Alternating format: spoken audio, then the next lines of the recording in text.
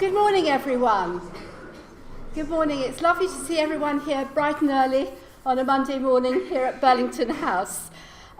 It's lovely to see you all, and for those who don't know me, my name's Gill and I'm currently President of the Society of Antiquaries. And it's my very great pleasure to welcome you all to today's symposium. I know that the organisers have been delighted by the response to the event, and I understand that we have speakers and guests with us from all around the world, including Canada, Denmark, Germany, and Russia, as well as from a variety of different backgrounds, from professional heraldic authorities to academics and students. So today offers a really special opportunity for you to share new knowledge and to widen discussion and debate. Since its origins in the early 18th century, the study of heraldry has always been one of our society's key interests. And we're therefore delighted to be hosting today's event in partnership with the Centre for Visual Arts and Culture at Durham University. And on our joint behalf, I should like to thank the Heraldry Society for their financial support. Over the last 300 years, many heralds and scholars of heraldry have been fellows of the Society of Antiquaries, including our first president, Peter Leneve, Norroy King of Arms. And of the 23 Garter Principal King of Arms since 1707, no fewer than 15 have been fellows, including, of course, the current Garter King of Arms, Thomas Woodcock, who I'm delighted, I think, to see today. I had to go to my train was very late this morning. I've only just got here, and I did want to be able to talk to you all, and I'm going to have to shoot off after this, so I'm very disappointed not to have the opportunity to speak to you more appropriately, in a less hassled way. Heraldic documents were regularly exhibited at early meetings of the Society, and many by Peter Leneve, that first president. And thanks to the generosity of early fellows, heraldic materials, including books and manuscripts, are well represented in the Society's library and museum collections. And you are going to have the opportunity to see some of these on display in the library at lunchtime. The interest in heraldic studies has also led to the Society being a leader in heraldic publications. Since 1950, we've published 3 volumes of the Aspilogis series, with a 4th and final volume still to come. And thanks to a bequest in 1926 from Lieutenant Colonel George Babington Croft Lyons, the Society has published the Dictionary of British Arms in 4 volumes, which is a new edition of Papworth's Ordinary, and which has remained, since its publication in 1874, the principal tool for the identification of British coats of arms. And publication of the dictionary could not have happened without the tireless efforts, commitment, and unrivaled knowledge of fellows Hubert Cheshire and Thomas Woodcock. And you're going to be hearing more about our heraldic publications from our publications manager, Lavinia Porter, later today. So just a few bits of housekeeping to conclude. As already mentioned during lunch, you will have the opportunity to explore a display of heraldic items from our collections in the library. To note, please, no food or drink beyond the library door. And the session following lunch will be delivered by our Head of Library and Collections, Heather Rowland. And so, as it will be in the library, if you're there already, please stay. If you're not, please go up there, because that's where everybody's going to meet. And after that presentation, you're asked to quickly return back here to the meeting room for the rest of the afternoon sessions. The lavatories are through the arch, gentlemen on the left, ladies keep travelling right, and we'll eventually get there. If there is a fire alarm or any other emergency, the place to assemble is outside under the splendid statue of Joshua Reynolds. You can't miss him in the middle of the yard. So I think that is everything from me, rather a very quick introduction to the Society and our interest in heraldry. Personally, I'm extremely sorry not to be able to be with you today due to other commitments, but I do wish you a very successful and interesting day. And I'll now hand over to Fiona. Thank you very much. Thank you. Welcome everyone. I'm Fiona Robertson, Professor of English at Durham University. I've been hijacked, I will say immediately, in order to point out to you that copies of the Heraldic Craftsman are distributed around the room, and these are there for you to pick up if you so wish. And if you wish to join the Society of Heraldic Arts, please speak to Jane Chinesi. Hijacking over. It's an honour and a great pleasure to introduce Dr. Claire Boudreau, who's the Chief Herald of Canada and Director of the Canadian Heraldic Authority. As such, she's the Senior Advisor to the Governor-General of Canada for all heraldic matters, including national and royal symbols. Her responsibilities include the granting and assigning of coats of arms, flags and badges to Canadian institutions and individuals, as well as providing direction for the creation and maintenance of an heraldic system for Canada. She has served as a herald in the Canadian Heraldic Authority since 1997 and is the principal designer of the authority's pioneering online public register of arms, flags and badges of Canada, which was launched in 2005. Hers, therefore, is a highly visible identity, and as an academic historian, she's also known to us as the author of the 3-volume encyclopedic dictionary of medieval blazon, L'Héritage symbolique, 2005. She's been an academician of the Académie Internationale de Heraldique since 2000. So please let's welcome Dr. Claire Boudreau.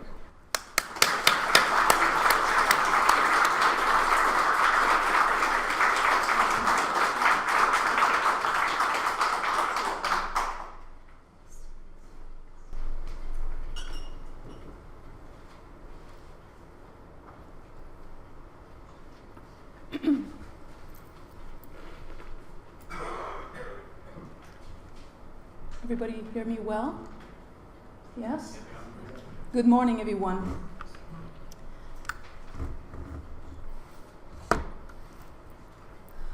An anniversary year, such as the one marking the 150 years of the Confederation of Canada this year, can often inspire people to reflect on their history and to take note of what has or has not been accomplished. In a similar fashion, this morning I shall be presenting, in a very basic way, a few images of past and present Canadian heraldry, which I hope will inspire us to reflect on the future of this art form and what it can bring to our contemporary societies. My approach will be a personal and subjective one, as I shall be highlighting the work of the office whose operation I direct, the Canadian Heraldic Authority, part of the office of the Secretary to the Governor-General, and which will mark its 30th year of existence next year.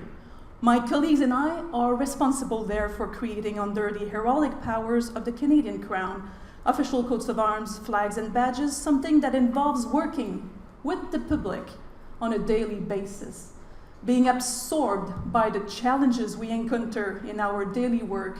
We unfortunately, but not surprisingly, have very little time to study arms and other emblems from earlier periods, subjects that very much deserve careful examination consistent with the academic standards of today. Over the past century, Canada has created its own distinctive repertoire of flags and other emblems to reflect its varied cultural heritages, and in the process, it has forged its own national visual symbolic identity, which became recognized internationally, especially with the adoption of its maple leaf flag in 1965. But the story of our country's experience with emblems is much older. On the one hand, it started with the Europeans who settled our land beginning over 400 years ago, and on the other hand, for the First Peoples, the Inuit in the far north, the Aboriginal First Nations across the country, and the mixed race, the Métis people, for them it existed for centuries prior to the arrival of the European, as they have emblematic of their own, the story of which is not well known yet.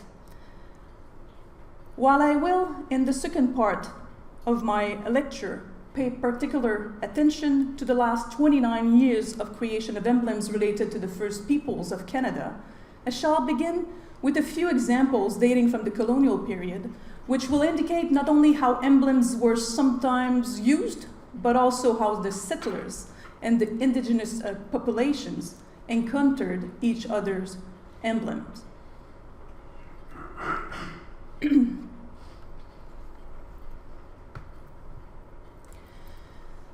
The history textbooks of my childhood and the curricula of my university years in history did not say much about the First Peoples of Canada and did not mention in any way how they used their emblems, nor their reaction to the newly arrived colonizers and the coats of arms and flags they brought. One image, however, that has been depicted in many ways and has a notable place in Canadian history depicts an event on 24 July 1524 when the French explorer Jacques Cartier erected a 30-foot high cross at Gaspé bearing the cross of the King of Arms Francis I, on behalf of whom he had taken possession of the land he has just discovered. Cartier's journals, which were not part of the curriculum, described this highly symbolic event and also the immediate and worried reaction of the First Nation chief Donnacona, followed by Cartier's misleading answers, explaining that the cross was simply a geographic landmark that would permit him to find his way back on his next voyage from France.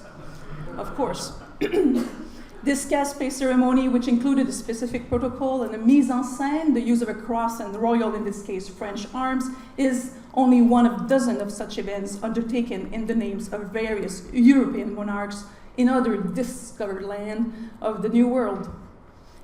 These are now well studied, and the Gaspé event was, of course, an important one for the French. Yes, for us, it is worth relating as an example of the role of heraldry and emblems in general in the meeting of different cultures, and of the fact that the meaning of importance of a particular emblem tradition might be perceived in a completely different way by another culture. You will likely recall that during the colonial period, that during the colonial period, the North American territories became an area of military conflict between France and England, kingdoms that have long been enemies. National emblems were, of course, at that time used to identify merchant or naval ships at sea and to mark settlements and forts on land. The example here is of an illustration showing New England-based British naval vessels in 1745 near the coast of Cape Breton, now part of the province of Nova Scotia. Prior to the capitulation of the French fort of Louisbourg, you'll note these ships are flying the Red Ensign. This engagement is of particular interest to me as a French Canadian of Acadian descent who owns a house in Cape Breton, as the aftermath of this military engagement involved the deportation of the French settlers, among whom were my ancestors. The implication of this rivalry remain with us Canadians today, including in an emblematic way, as the blue and red colors associated with flags and uniforms of the rival powers retain their association with the two main linguistic cultures of Canada today. The second illustration is the famous print made in 1797 based on a sketch made by Generals Wolfe Saint-Decamp of the siege of Quebec in 1759, in which the British troops depart their vessels, again identified by flags, to scale the cliffs of the Plains of Abraham, to engage the city's French defenders in battles which would ultimately result in the conquest of New France by the British. Emblems in military conflicts have, as you know, been used as spoils of war, such as the removal of identifying symbols of the previous regime from strategic locations. A good example from the fall of Quebec being the two large polychrome relief shields of the Royal Arms of France that the British removed from one of the entrance gates of the city fortifications wall. These were sent to two different locations in England and eventually returned to Canada. Similar French royal arms carved in stone rather than in wood were destroyed when the fortress of Louisbourg was dismantled by the British following its capture. However, the arms can be seen today thanks to the 1960 reconstruction of the fort as a national historical site. These royal arms welcome tourists as they walk through the Port Dauphine, reconstructed according to the plans of the original made in 1733. This example, again, is something dear to me and my family, as we feel that Louisbourg is an important piece of our French heritage. The wartime use of national and royal symbols is, of course, a very prominent form of visual identity, but state, corporate, and private heraldry was also frequently used through seals for purposes of governing or commerce or correspondence.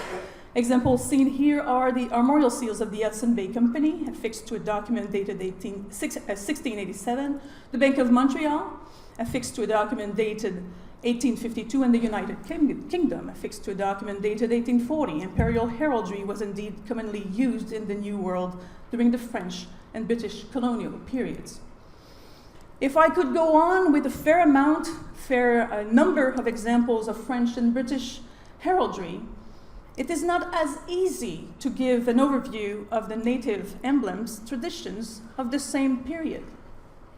My next 4 slides refer to non-Aboriginal documents in which Europeans show or describe animals' totems of Aboriginal chiefs or clans.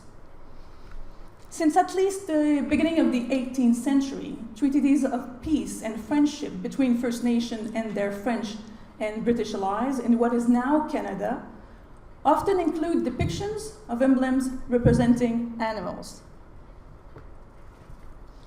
One of the most spectacular examples is the Treaty of the Great Peace of Montreal in 1701, which displays more than 30 such animal emblems.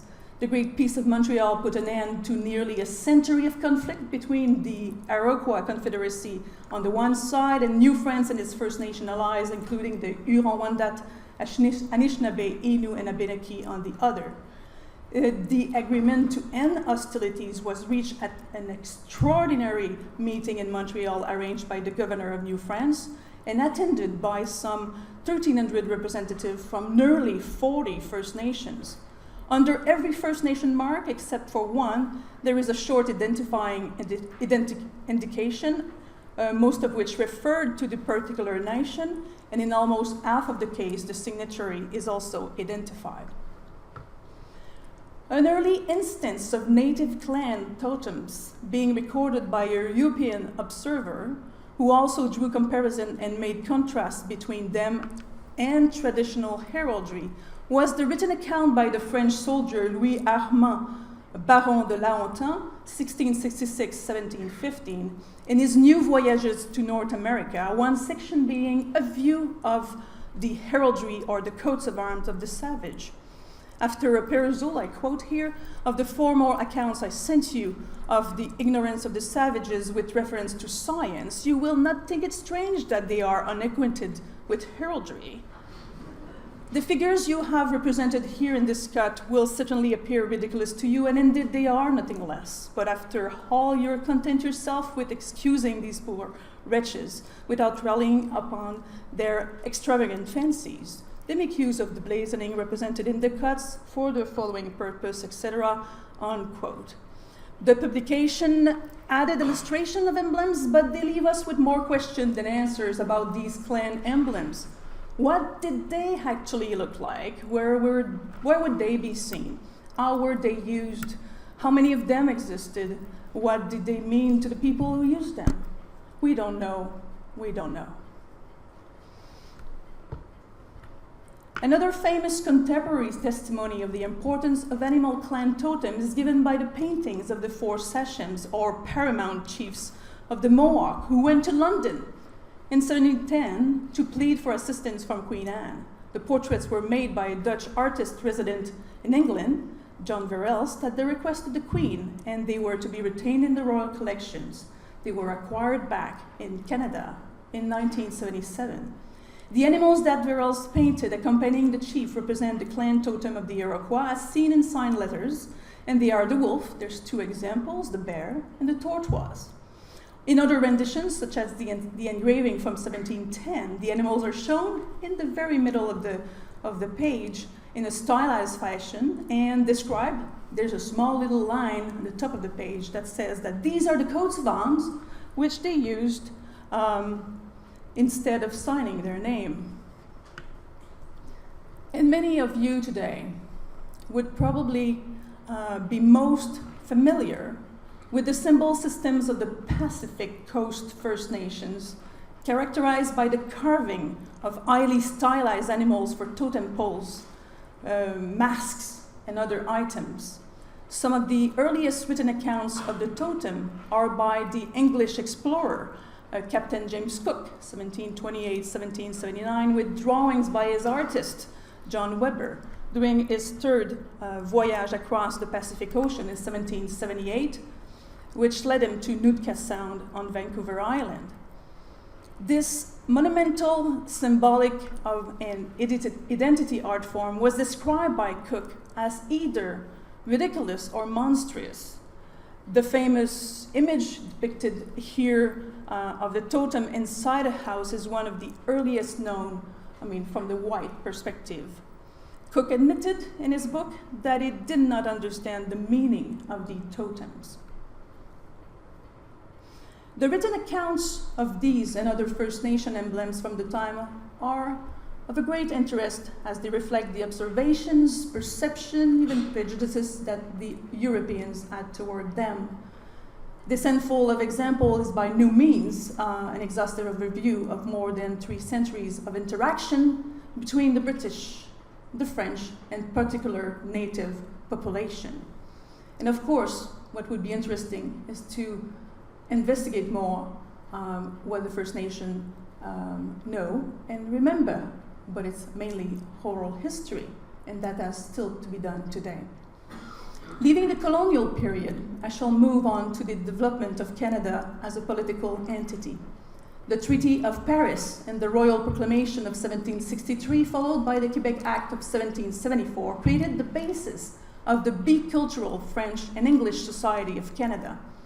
Less than a century later, the Confederation of Canada came into being, and the founding provinces, Quebec, Ontario, New Brunswick, and Nova Scotia, were granted arms in 1868 by the King of Arms of England and appeared on the first Great Seal of Canada. These provinces were followed by the other provinces and territories that joined the country between 1870 and 1949, with the most recent territory, Nunavut, created in 1999. In 1921, Canada was assigned arms by royal proclamation following several years of discussions and debate by government officials. Confederation, that we celebrate this year, was inevitably followed by a growing feeling of national pride and a desire for the young country to develop towards full sovereignty, manifested in such ways as Canada's being a signatory to the Treaty of Versailles after the First World War in the passage of the Statute of Westminster in 1931, the Canadian Citizenship Act that came into effect 1st of January 1947, and the patriation of the Canadian Constitution in 1982, which included the new Charter of Rights and Freedoms. Over the past century, Canada also defined itself by the adoption of national symbols such as the national flag in 1965. It's all very, very recent. The Order of Canada in the centennial year of 1967, and the O Canada as the national anthem in 1980, following several decades of use. A particularly notable development occurred in 1988 with the transfer to the Governor-General of Canada of the exercise of the sovereign heraldic prerogative related to the granting of heraldic emblems in Canada. The Governor-General's office then created a new directorate for this purpose, which would be named the Canadian Heraldic Authority.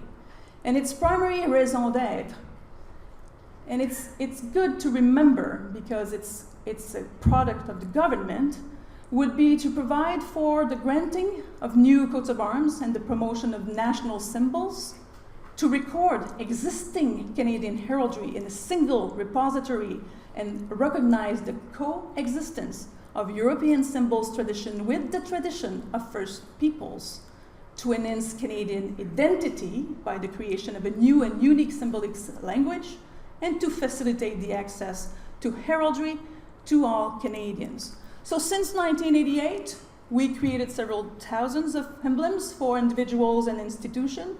We have 2,500 pages in our register, many more emblems per page. And an important aspect of our distinctiveness may well reside in our creation of heraldic emblems for the First Peoples of Canada. This is a field that is still very new, and it has evolved considerably over the past few years, and it will again in the future, as heraldry is a product of colonization, and for First People, it's always delicate to create some for them. I shall present you today with a dozen examples of our creations and highlight some aspects and challenges of our work, in addition to explaining some of the symbolism attached to these emblems. The Siksika Nation was in 1990 the very first nation to work with my predecessor, Robert Watt, a few months after the creation of the Canadian Heraldic Authority. The Siksika are a part of the Blackfoot Confederacy. Let us take a minute to consider the design, which could be appreciated for its deceiving simplicity.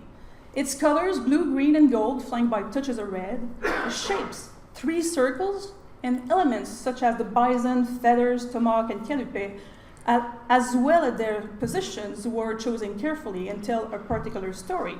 Interestingly enough, this badge was in fact not created by Robert Watt, but rather by Mark Wolfleg from the Siksika Nation as a logo in the 70s, and was already fully adopted by the Siksika at the time of the grant. The nation called it specifically a logo. We blazoned the bison as proper, the tomahawk as tene for its brownish color, and made no change to the content of the design. The competing form of symbolic identity, the logo already in use, simply became the heraldic emblem of the Siksika by virtue of a grant of a badge. The symbolism was recorded, and I cannot explain it at all, but briefly, the arrow in 7 pieces on the bison back represents the society of the tribes. It is an ancient motif that was, for example, painted on the Blackfoot teepees. The yellow stand for the sun, the green for the grass, the blue for the water, being a reference to the duration of the treaty signed by the chiefs Crowfoot in 1877, and I quote, "It will last as long as the sun shines, the grass grows, and the water flows." End of quote.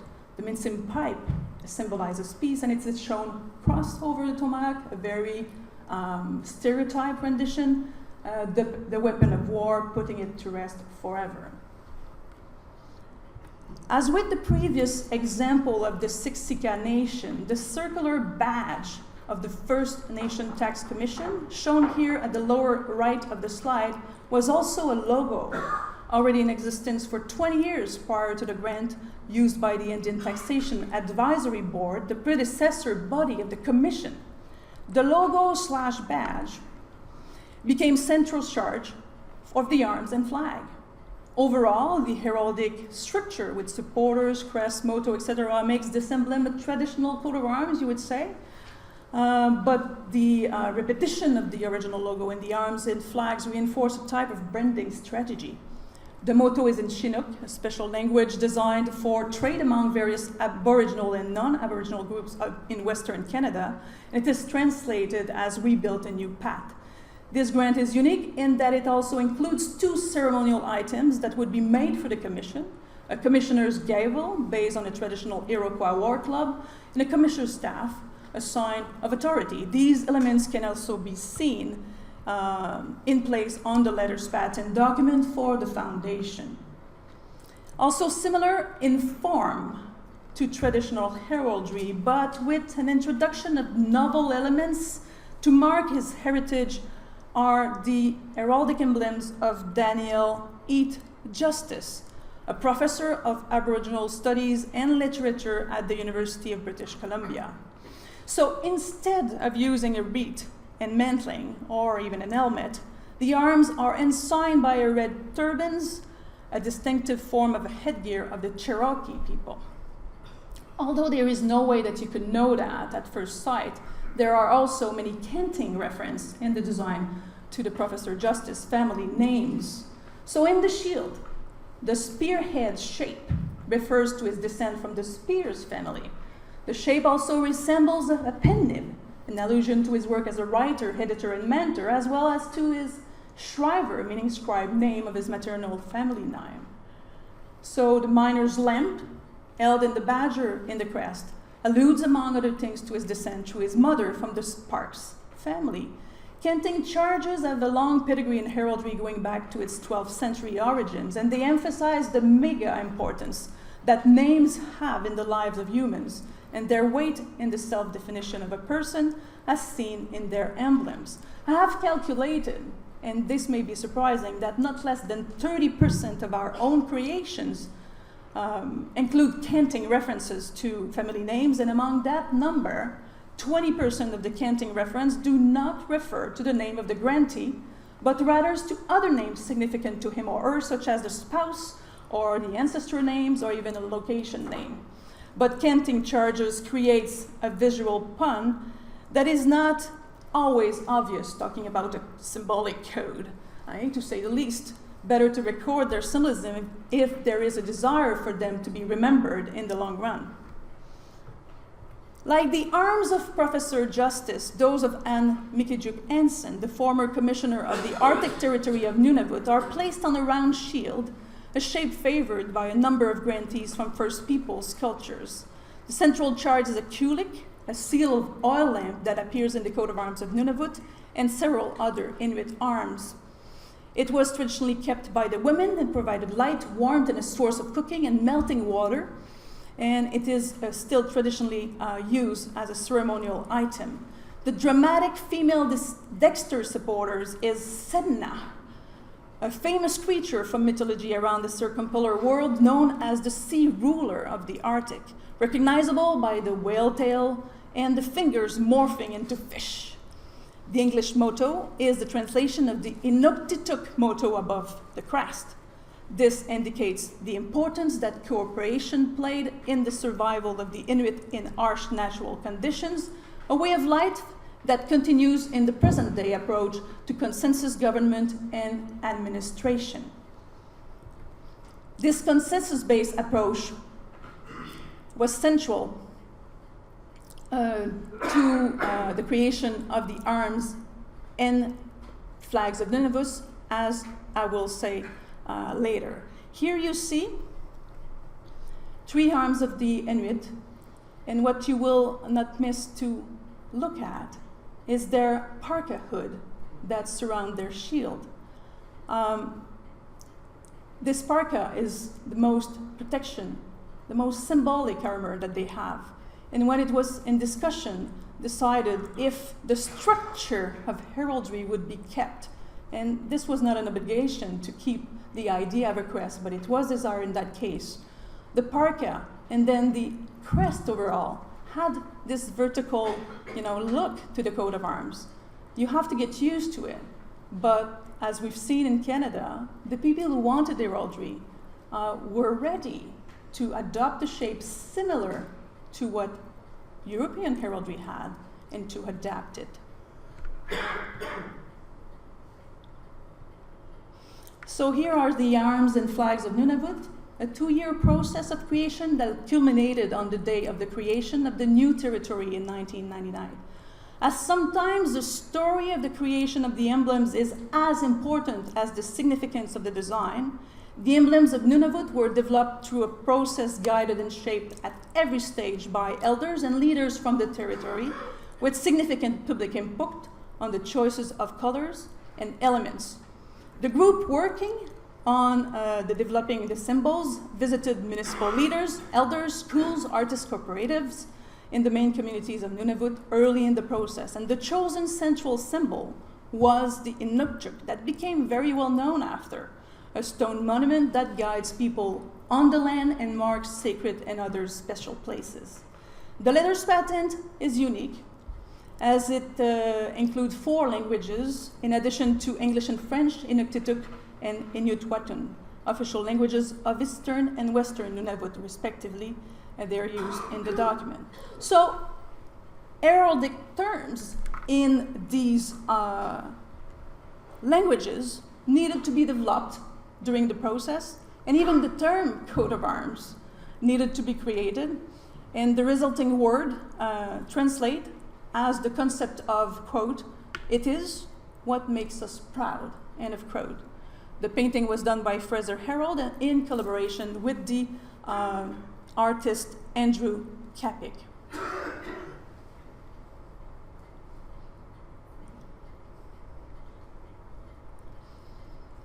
The examples I've been showing use elements representing First People cultures, but interpreted entirely by artists of the Canadian Heraldic Authority, none of whom are Aboriginal. The case of the Laurentian University in Sudbury, Ontario, took a new approach, combining an existing shield adopted in the 1960s with the addition of eagle supporters designed expressively for the grant of arms in 2010 by the young Anishinaabe artist Leland Bell, a graduate of the university, and the resulting armorial bearings combined two very different artistic styles. The use of colors and proportions make the compositions harmonious in a way, as does the use of the embellishment on the eagle wings in relation to the cross-crosslet of the shield. The eagles are sacred creatures of the First Nation and thus refer to the university's important relationship with the native community. But the university itself is not an Aboriginal institution.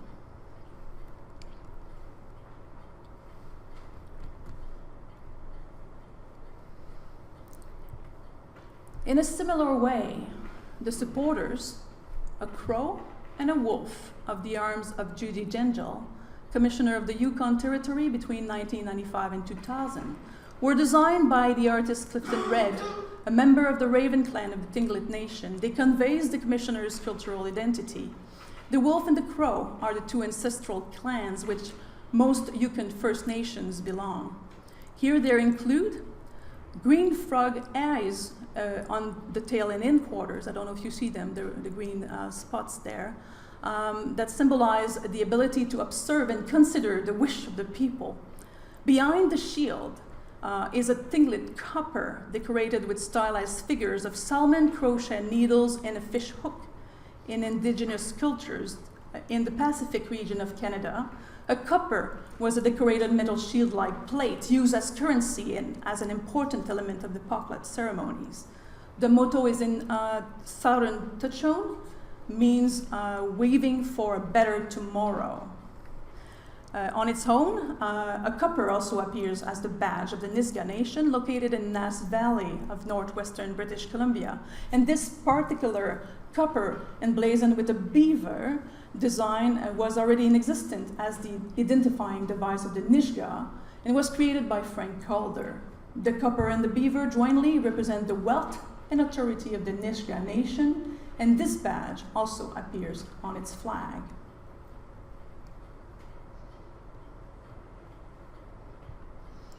So a very, very recent and different project in which I participated involved the arms and flags of the city of Montreal, the second largest city in the country and the largest metropolitan area in the province of Quebec, which this year marked its 375th birthday. The City Council of Montreal adopted arms in 1833, which for Canadian history is a very early date. And it is worth noting that free adopted arms was the norm in Canada, and that the first grant of arms to a municipality took place in 1945. So in February 2007, the mayor of Montreal announced in the media, to our surprise, that the city would update its arm and flag in time for the city's anniversary and to renew the city's relationship with the First Nations who lived in the city and nearby.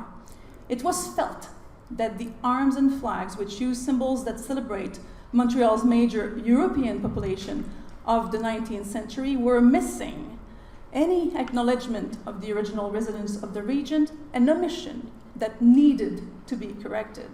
It is fashionable to correct history these days. So the mayor also said that it would be up to the First Nation themselves to determine how the flag and arms would be modified to honor them. And this was an easy promise to make, but a challenge to fulfill, given that a number of very different First Nations would need to be involved, such as the Mohawk, the Innu, and the Anishinaabe. I was truly deeply interested in the process, and I participated in the meetings of the committee, where I explained the best I could the basic rule of heraldry, heraldic design, and I created the sketches of possible choices. The confidential discussions were frank, very frank, authentic, and very moving at the same time, as the gesture of the city in bringing forward this flag and arms change really meant something to them. The result, as you can see, nothing rocket science, eh? So you have a pine tree placed on a disc in the center of the flag and the arms. It complements the already busy design, and in the views of the First Nation, it has become a recognizable symbol of peace and harmony, used as such in their common culture since at least the Great Peace of Montreal in 1701. The disc on which it is placed is a circle open to four directions that represents the circle of life as well as the council fire, where meetings and discussions occurs. So this new flag was just raised and the new coat of arms just unveiled on the morning of September 13, on the 10th anniversary of the United Nations Declaration on the Rights of the Indigenous Peoples, which Canada fully supports only since 2016. And the last example showcases today the arms badge and three flags of Algonquin College, Ottawa. Although the college bears the name of Algonquin Nation to show pride in the historical relationship to the land and to the people of the area where the campuses were established, it is not itself an Aboriginal institution. About 5% of the student population is Aboriginal. So as was the case with Nunavut, the creation process for the coat of arms included a more extensive level of consultation than it is usually the case. Input for the concept was provided by the officials and the student population, and significantly, the consultation process also involved the college executive director of Indigenous Initiative, its Aboriginal education, the Aboriginal committee, and just a minute, I have to click at the right place now. And also its Aboriginal Student Center, as well as the two major First Nation of the area, the Kitiben-Tsibi, Anishinaabe, and the Algonquin of Pikwakanagan. So at the base of the design, interlaced with the motto scroll, is a sash of belt of sacred significance, a wampum, commemorating the beaded belts used and exchanged by many Indigenous societies to record and preserve their history and culture. So during the design stage, however, this proposal needed to be handled with care. I did not want to include a simple design of a generic or imaginary wampum, nor the design of a specific historical wampum. A generic design would have had no meanings for the college and would have looked fake, isn't it? Whereas the depiction of an actual historical wampum associated with a particular time and place would carry its own significance that I would not want or wish to appropriate. So in the end, another avenue approach was taken, and the college took the summer, created a unique wampum design, which was created that summer using ancestral techniques and white and purple beads into an actual wampum belt by the group of students. This wampum would be presented by the student to the college in an Aboriginal ceremony to represent a shared understanding and direction. And in a moment, I will conclude my talk by sharing with you a 2-minute interview video of an Algonquin College student expressing his views about the college new coats of arms. But before that, I would like to make just a few closing remarks, very simple. First, I feel that I must come back to the description included in the title of this lecture, stating that I would explore how Canada successfully integrated imperial, European, and native emblems to establish its own visual identity. Upon reflection, I think it would be best to rephrase this sentence to say that Canada since is colonial period? Well, experienced for sure, or simply witnessed the coexistence of heraldry and native emblems, as the coats of arms, flags, and badges that were used in Canada and the native clan's totems, and other identifying symbol of the native clan's totem, had many differences. This is the only thing I could say until further development, until further studies. The experience of Canada in that regard could perhaps be compared in some ways to the experience of other countries such as Australia, New Zealand, or even, Africa, in terms of colonial heraldry being brought to New World. The fact is that in Canada, starting in the 1920s, colonial administrators undertook many initiatives aimed at civilizing First Nations. Canada's assimilation program remained one of the central tenets of Indian policy and legislation for the next 150 years.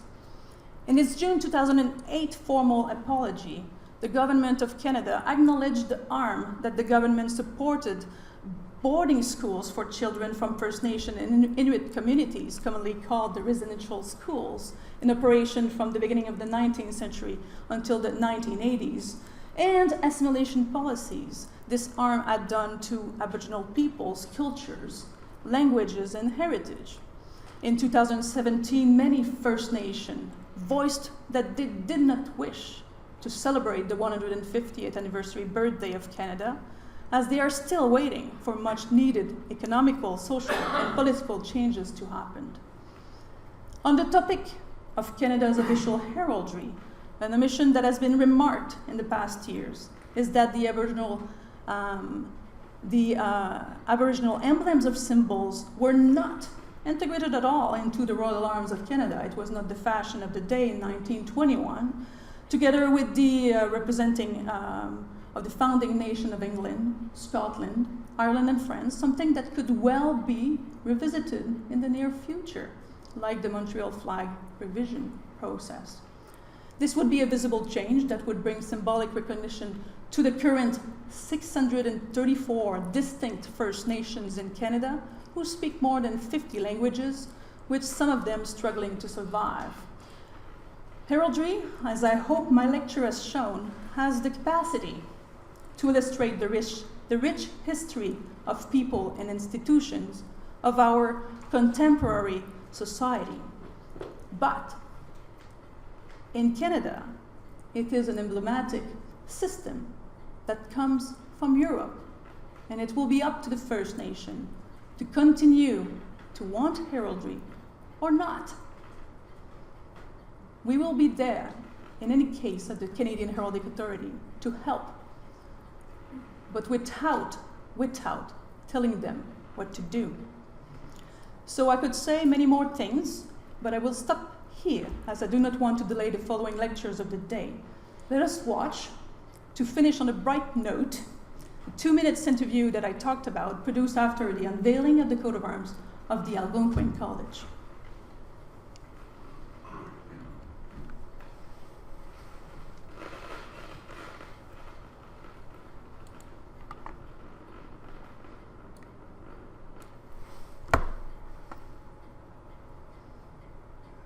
No. Mitch Badge Wabi, Peel's Algonquin College's new coat of arms is seal of approval.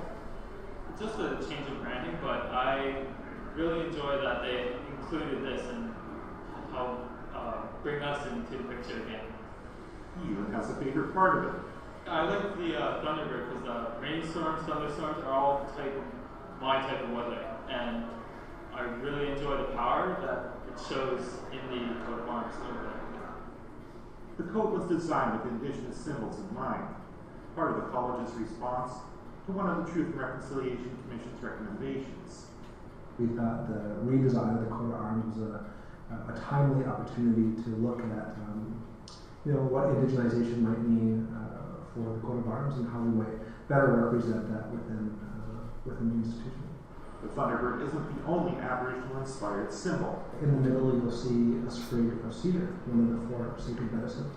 On the bottom, you'll see two ribbons. One are for tenants here at the college, and the other being a wampum belt that was created by our students here on campus. McLester wants the coat of arms to serve a purpose for non-Indigenous students and faculty. I'm hoping that they understand that we're still here. I'm hoping that they understand that we have contributed a lot to Canada and continue to contribute to Canada. Antoine remembers feeling overwhelmed when he first came to college. It's a lot of concrete. And likes that the coat of arms represents students like himself. I'm sure other people, other Indigenous students here would greatly appreciate that our culture is being represented by our college. In addition to inside the elevators, the coat of arms will appear on all college diplomas and certificates from now on. Paul Lamoran, APTN National News, Ottawa.